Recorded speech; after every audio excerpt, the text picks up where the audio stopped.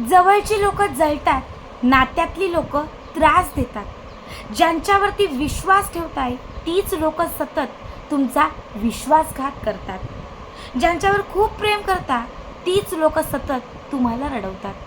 नमस्कार मंडळी, श्री स्वामी समर्थ. स्वागत आहे तुमचे आपल्या स्वामी शक्ती या चॅनलवरती. बघा, आपल्यापैकी कितीतरी लोकांच्या आयुष्यात ही सर्वात मोठी समस्या आहे की ताई, माझ्या जवळची लोक माझ्यावर जळतात. मी कुठलीही एखादी वस्तू खरेदी केली की त्यानंतर मला त्रास देतात. माझ्या घरात राहणारी जी लोक आहेत सतत मला टोमणे मारतात. बऱ्याच वेळा बघा, सासूचं आणि सुनेचं पटत नाही. कित्येक घरं अशी आहेत की जिथे पतीचं आणि पत्नीचं पटत नाही. कधी कधी घरातलं सगळं चांगलं असतं तेव्हा शेजारचं किंवा जवळच राहणारं असं एखादं कुटुंब असतं जे सतत आपल्याला टार्गेट करतं. आपल्याला कळत नाही नक्की काय करावं, आपल्याला सुचत नाही आपण नक्की कसं वागावं. बघा, आज या व्हिडिओमध्ये मी तुम्हाला आपल्याला त्रास देणाऱ्या प्रत्येक व्यक्तीला त्याची जागा दाखवून देण्यासाठी, जी व्यक्ती सतत आपल्याला टार्गेट करते त्या व्यक्तीला त्याच्या जागेवर आणण्यासाठी, जी व्यक्ती आपला विश्वासघात करते त्या व्यक्तीला त्याची शिक्षा देण्यासाठी अत्यंत महत्त्वपूर्ण असे काही तांत्रिक मांत्रिक उपाय सांगणार आहे. बघा, आत्ता मी तुम्हाला 3 उपाय सांगणार आहे. तिघांपैकी 1, 2 किंवा 3 तुम्हाला जो शक्य तो उपाय तुम्ही करा. तुम्हाला कुठलाच व्यक्ती त्रास देणार नाही, तुम्हाला कुठलाच व्यक्ती रडवणार नाही.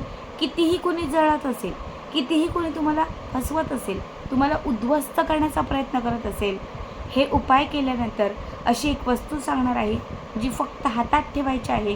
ही वस्तू हातात ठेवल्यानंतर ती व्यक्ती प्रत्येक वेळी तुम्हाला शरण जाईल. ती व्यक्ती कायम तुमच्या इशाऱ्यावर नाचत राहील.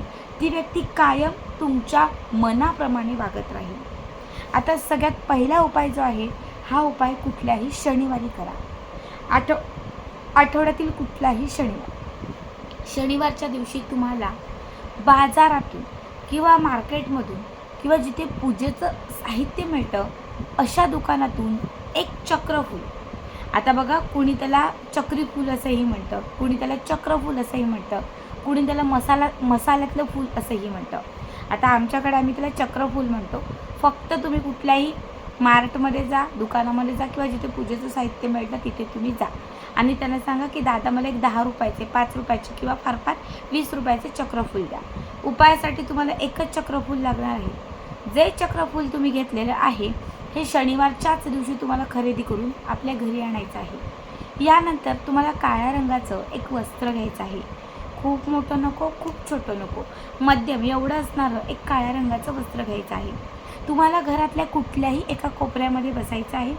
जिथे बसलेले आहात तिथे तुम्हाला एक काळ्या मोहरीच्या म्हणजे काळ्या राईच्या तेलाचा एक दिवा लावायचा आहे.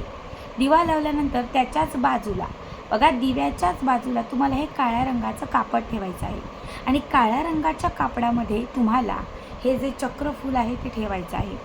यानंतर तुम्हाला एका वाटीमध्ये एका वाटीमध्ये तुम्हाला एक 3-4 चिमूटभर एवढी मोहरी घ्यायची आहे. म्हणजे एक छोटी प्लेट घ्या, त्याच्यामध्ये एवढी तरी मोहरी मावेल एवढी मोहरी ठेवा. उजवा हात घ्या, उजव्या हाताची ह्या 3 बोटा घ्या. या 3 बोटाने तुम्हाला बघा, उपाय व्यवस्थित ऐका. या 3 बोटांनी तुम्हाला ती मोहरी आपल्या हातात पकडायची आहे. पिवळी मोहरी उजव्या हाताच्या 3 बोटांनी हातात पकडल्यानंतर जो तुम्ही राईचा म्हणजे जो तुम्ही मोहरीचा दिवा आपल्या समोर लावलेला आहे त्याच्यावरून गोलाकार पद्धतीने, गोल आपण कसं फिरवतो, समजा हा दिवा आहे तर गोल, फक्त एक वेळा गोलाकार पद्धतीने तुम्हाला त्या व्यक्तीचं नाव घेऊन जो मंत्र सांगते तो मंत्र म्हणायचा आहे. व्यवस्थित मंत्र आहे का? क्लीम ह्रीम, त्या व्यक्तीचं नाव घ्यायचं. क्लीम ह्रीम वृषभ वश वश स्वाहा. क्लीम ह्रीम तृप्ती वश वश स्वाहा. क्लीम ह्रीम पूनम वश वश स्वाहा. क्लीम ह्रीम रेणुका वश वश स्वाहा. जे मी तुम्हाला नाव सांगितलेलं आहे तेच नाव घ्यायचं आहे. सांगितलेला मंत्र म्हणून तुम्हाला ही मोहरी त्या दिव्यावरून ओवाळायची आहे. त्यानंतर जे कापड तुम्ही तिथे ठेवलेलं आहे त्या कापडावर जे आपण चक्रफूल ठेवलेलं आहे त्याच्यावरती ही मोहरी तुम्हाला अर्पण करायची आहे. पुन्हा थोडी मोहरी घ्यायची, पुन्हा त्या दिव्यावर गोलाकार फिरवायची, पुन्हा सांगितलेला मंत्र म्हणायचा आणि ही मोहरी तिथे अर्पण करायची. असं तुम्हाला 21 वेळा घ्यायचं आहे. म्हणजे 21 चिमूट मोहरी, थोडी 21 चिमूट मोहरी तुम्हाला त्या चक्रफुलावरती घालायची आहे. त्यानंतर चक्रफूल आणि ती पिवळी मोहरी त्या काळ्या रंगाच्या वस्त्रामध्ये बंदिस्त करायची आहे, म्हणजे त्याची गाठ मारायची आहे. आणि तयार केलेली आता ही चक्रफूल आणि मोहरीची पोटली जी आहे ही उजव्या हातात धरायची आहे. आपल्या उजव्या हातात घट्ट पकडा. उजव्या हातामध्ये घट्ट पकडून दोनही डोळे बंद करा. ज्या व्यक्तीच्या नावाने केली आहे ती व्यक्ती तुमच्याकडे येत आहे, ती व्यक्ती तुमच्याशी बोलत आहे, ती व्यक्ती तुमचं ऐकत आहे, ती व्यक्ती तुम्ही जे म्हणाल ते करत आहे. एक असं फक्त डोळ्यासमोर चित्र आणा आणि त्या दिवसापासनं, त्या शनिवारपासनं, त्या वेळेपासनं ती जी मोहरी आणि ते जे चक्रफूल आहे ते कमीत कमी 21 दिवस जवळ ठेवा. खिचात, पाकिटात, सोबत कुठेही, पण ते 21 दिवस जवळ ठेवा. 21वा दिवस असेल त्या 21व्या दिवशी ही पिवळी मोहरी आणि त्याच्यासोबत घेतलेलं चक्रफूल दोनही गोष्टी घरातच, देवघराच्या समोर किंवा कुठल्याही कोपऱ्यामध्ये दोनही गोष्टी एखाद्या मातीच्या पंटीत घालून 4-5 भीमसेनी कापडाचे तुकडे घालून आपल्या घरात जाळा. बघा 21 दिवस पूर्णतः झाल्यानंतर हा उपाय समाप्त होतो. 21 दिवसांमध्ये तुमच्या घरात, तुमच्या आयुष्यात असणारी निगेटिव्हिटी संपून जाते. ज्या व्यक्तीच्या नावाने हा उपाय केला आहे तो त्या 21 दिवस खूप झाले मी ते सांगेल, त्याच्या एक 7-8 दिवसांमध्येच तुम्हाला अनुभवायला सुरुवात होईल. ज्या व्यक्तीच्या नावाने हा उपाय केला आहे तो व्यक्ती कुठेतरी तुम्हाला तुमच्याकडे अट्रॅक्ट होताना, तुमचं ऐकताना, तुमचं मत विचारात घेताना किंवा मग तुमच्याकडे येताना, तू सल्ले मागायला तुमच्याकडे येताना तुम्हाला ते जाणवेल.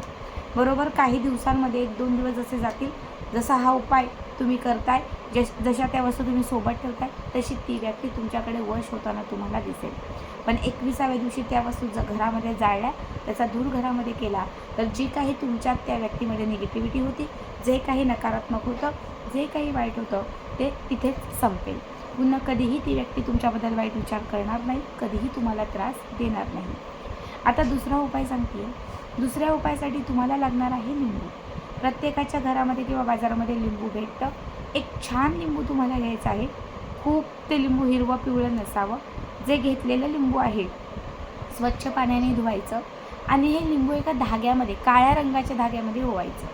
एक सुई मोठी घ्या किंवा जसं तुम्हाला जमेल तसं, पण ते लिंबू तुम्हाला काळ्या रंगाच्या धाग्यामध्ये बांधायचं आहे किंवा सुईने तुम्हाला मध्ये एक होल करून तुम्हाला ते धाग्यामध्ये बांधायचं आहे, टाचायचं आहे, काहीही चालेल. फक्त धाग्यामध्ये लिंबू अडकवा. त्याच्यानंतर जी माळ तयार होईल, लिंबू धाग्यात अडकवल्यानंतर जी माळ तयार होईल ही माळ कुठल्याही पिंपळाच्या झाडाजवळ घेऊन जा. पिंपळाच्या झाडाजवळ गेल्यानंतर पिंपळाच्या झाडाजवळ एक पिवळ्या मोहरीचा किंवा काळ्या मोहरीच्या तेलाचा दिवा लावा आणि जी लिंबाची माळ काळ्या धाग्यात बांधलेली लिंबाची माळ तिथे घेऊन गेलेली आहात ते पिंपळाच्या कुठल्याही एका फांदीला अर्पण करा. फक्त ती लिंबाची माळ फांदीला अर्पण करत असताना ज्या व्यक्तीसाठी तुम्ही हा उपाय करताय, ज्या व्यक्तीच्या नावाने तुम्ही हा उपाय करताय, ज्या व्यक्तीचा त्रास होतोय, फक्त त्या व्यक्तीचं नाव तिथे घ्या. त्या व्यक्तीचं नाव घेतल्यानंतर पिंपळाच्या एखाद्या फांदीला ही माळ अर्पण केल्यानंतर तुम्हाला इथे 5 मिनटं बसायचं आहे आणि 5 मिनटं तुम्हाला फक्त जो मंत्र सांगते तो मंत्र म्हणायचा आहे. मंत्र व्यवस्थित ऐका. क्लीम क्रीम श्रीम, क्लीम क्रीम श्रीम, क्लीम क्रीम श्रीम, क्लीम क्रीम श्रीम, क्लीम क्रीम श्रीम, क्लीम क्लीम क्रीम श्रीम, क्लीम क्रीम श्रीम, क्लीम क्रीम श्रीम. बघा क्लीम क्रीम श्रीम हा एकच मंत्र तुम्हाला कमीत कमी तिथे बसून 51 वेळा म्हणायचा आहे. 51 वेळा म्हटल्यानंतर तुम्हाला त्या पिंपळाच्या झाडाला उजव्या हाताने, म्हणजे उजव्या हाताच्या या पंजाने स्पर्श करून ज्या व्यक्तीचा त्रास होतोय, जी व्यक्ती त्रास देते, टार्गेट करते, तो त्रास संपवण्यासाठी विनंती करून, प्रार्थना करून तिथून तुम्हाला घरी यायचं आहे. घरी येताना कुणाशीही बोलू नये, घरी येईपर्यंत काहीही खाऊ नये, कुणाकडे वळू नये. कुणीही भेटलं तरी सहसा त्याच्याकडे बघू नये. सरळ घराकडे यायचं. घरामध्ये किंवा घराच्या बाहेर एक बादलीभर पाणी ठेवा, हातपाय धुवा, नंतरच घरामध्ये प्रवेश करा. हा उपाय तुम्ही कमीत कमी आठवड्यातून तुम्ही जेव्हा करताय, कधीही तुम्ही करा. शनिवार करा, मंगळवार करा, सोमवार, कधीही करा. पण आठवड्यातून तुम्ही एकदा करताय तर कमीत कमी महिन्यातून 4 वेळा करायचा आहे. म्हणजे आज शनिवारी केला तर पुढच्या शनिवारी अजून पुढचा, असं जर 4 शनिवार लागोपाठ हा उपाय तुम्ही केला, तुम्हाला सांगते कुठलीही वाईट शक्ती, निगेटिव्हिटी कुणीच तुम्हाला त्रास देणार नाही. एका महिन्यामध्ये जेवढे पण शत्रू होते सगळे समाप्त होतील. या उपायाने तुमच्या आयुष्यात आलेला आजारपण असेल, बाधा असेल, सगळं संपेल. तिसरा उपाय सांगते, खूप सोपा उपाय आहे तिसरा. या तिसऱ्या उपायासाठी तुम्हाला लागणार आहे एक छोटंसं जायफळ. कुठल्याही खडा मसाल्यांमध्ये, कुठल्याही दुकानामध्ये, कुठल्याही पूजेचं साहित्य जे मिळतं, पूजा साहित्य भांडार, त्याच्यामध्ये तुम्हाला जायफळ मिळेल किंवा आपल्या घरात असेल, तुम्ही यूज केलेलं पण असेल चालेल. एक फक्त तुम्हाला जायफळ घ्यायचं आहे. स्वच्छ पाण्याने ते जायफळ धुवायचं आहे. स्वच्छ कापडाने ते तुम्हाला पुसायचं आहे. जायफळ जे आहे हे तुम्हाला एका लाल धाग्यामध्ये घट्ट बांधायचं आहे. लाल पिवळा कुठलाही धागा घ्या, 7 वेळा तो धागा त्या जायफळाला गुंडाळा, शेवटी गाठ मारा. आणि हे जायफळ जे आहे ना, हे त्या व्यक्तीचा फोटो असेल, त्या व्यक्तीची साडी आहे, त्या व्यक्तीचे कापड आहेत, काही तुमच्याकडे त्या व्यक्तीचं असेल, फक्त हे जायफळ तंत्रमंत्र करून त्या व्यक्तीच्या कुठल्याही एका गोष्टीमध्ये 21 दिवस ठेवा. समजा हा उपाय मी पतीसाठी करते, तर लाल धाग्यामध्ये जायफळ जे आहे ते बांधून तुम्हाला तुमच्या उजव्या हातामध्ये घ्यायचं. उजव्या हातामध्ये घेऊन तुम्हाला एक खूप सोपा मंत्र सांगते. तो मंत्र म्हणायचा आहे, शरण्ये शरण्ये. बघा, शरण्ये शरण्ये सागर वश वश स्वाहा. शरण्ये शरण्ये सागर वश वश स्वाहा. आता जे नाव मी सागर घेतले, तुम्हाला तिथे जे नाव घ्यायचं ते घ्या आणि सांगितलेला मंत्र तुम्हाला 51 वेळा म्हणून हे जायफळ अभिमंत्रित करून त्या व्यक्तीच्या कुठल्याही एका वस्तूमध्ये ठेवा. त्याचं पर्स असेल, पाकिट असेल, तो जिथं झोपतो तिथे उशाची जागा असेल, काही असेल, त्या व्यक्तीच्या सोबत किंवा त्या व्यक्तीच्या जवळ किंवा त्या व्यक्तीच्या कुठल्याही एका वस्तूमध्ये हे जायफळ तुम्हाला 21 दिवस ठेवायचं आहे. 21 दिवस किंवा सव्वा महिना ठेवलात तरीही चालेल. 21 दिवस किंवा सव्वा महिना पूर्ण झाल्यानंतर ते जायफळ तिथून काढायचं आहे. घराच्या आजूबाजूला कुठेही एखादं मोठं छोटं कुठलंही झाड असेल, काटेरी असेल, छान असेल, कसंही असेल, त्या झाडाच्या मातीमध्ये हे जायफळ तुम्हाला दाबायचं आहे. फक्त लक्षात ठेवा, ज्या झाडाच्या सावलीमध्ये हे जायफळ दाबाल ते झाड तुमच्या आसपास जवळ असावं, म्हणजे त्या झाडाची थोडीशी सावकी तरी आपल्या घरामध्ये पडावी.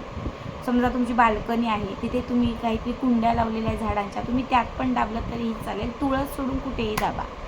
आता जोपर्यंत हे जायफळ तुमच्या त्या झाडामध्ये दाबलेलं आहे तोपर्यंत ती व्यक्ती शांत असणार, ती व्यक्ती पूर्णतः नमणार, ती व्यक्ती कायम त्याच्या लायकीत राहणार आणि ती व्यक्ती कायम तुमचा ऐकणार.